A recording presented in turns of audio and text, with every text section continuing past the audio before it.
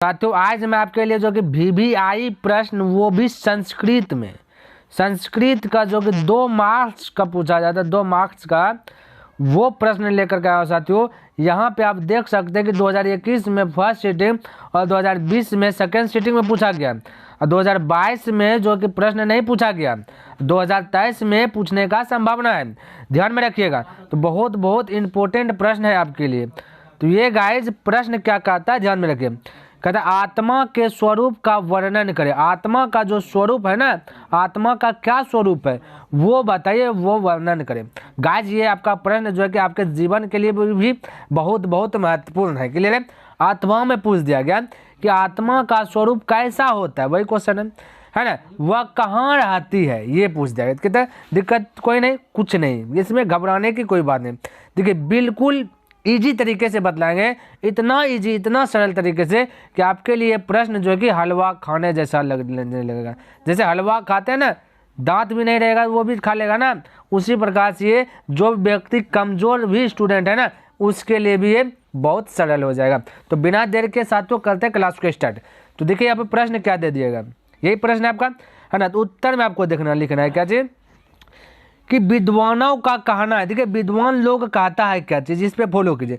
वो कहता है कि आत्मा मनुष्य के हृदय में सूक्ष्म से सूक्ष्म तथा महान से भी महान रूप में स्थित है। अर्थात गाइस कहता है, विद्वान कहता है कि आत्मा जो है कि मनुष्य के हृदय, जो हम सब का जो हृदय जहाँ पे है ना, वहाँ एकदम सूक्ष्म से सूक्ष्म यानी बहुत छोटा से छोटा जो कि दिखाई नहीं पड़ता है, महान से भी महान रूपी गुफा में स्थित है। यहाँ पे रूपी का चीज गाइस गुफा में जो कि स्थित है।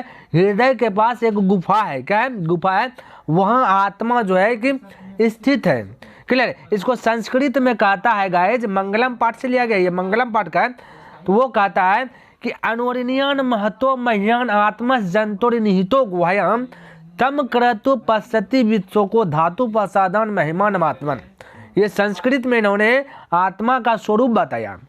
इसी का अर्थ होता है कि विद्वान कहता अनवर्णीयान, माने अनवर्णीयान सूक्ष्म से सूक्ष्म, कहता अनवर्णीयान महतो मह्यान, महान से भी महान, अनवर्णीयान महतो मह्यान आत्मा जंतुर निहितो गुहायाम, यानी कि महान से भी महान आत्मा जो है कि हृदय रूपी गुफा में, कहाँ पे, हृदय रूपी गुफा में विराजमान है, स्थिर बैठा हुआ है। तो वही हमने यहाँ पे क्या बताया आपको कि विद्वानों का कहना है कि आत्मा मनुष्य के हृदय में सूक्ष्म से सूक्ष्म तथा महान से भी महान रूपी गुफा में स्थित है। कहाँ पे, गुफा में। एक गुफा है हृदय के पास जो वो किसी को दिखता नहीं है, और वो गुफा में जो है कि आत्मा स्थित है।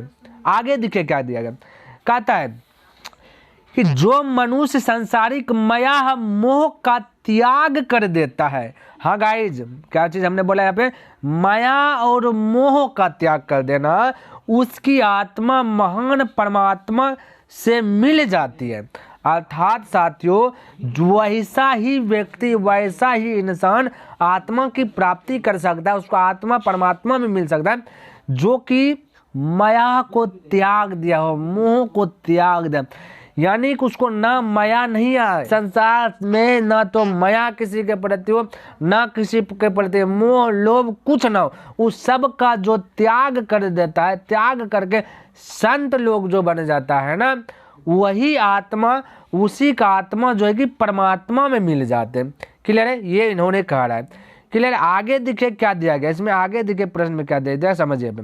आगे कहता उसकी आत्मा महान परमात्मा से मिल जाती है, और मनुष्य सारे सांसारिक बंधनों से मुक्त हो जाता है। ये सारा बंधन जो है ना, ये जो हम सब जो अटके हुए ना, माया मोह में जो फंसे हुए हैं ना, इन सभी चीज से जो कि मनुष्य को जो है कि मुक्ति मिल जाती है। गाइस क्या मिल जाती है, मुक्ति मिल जाती है।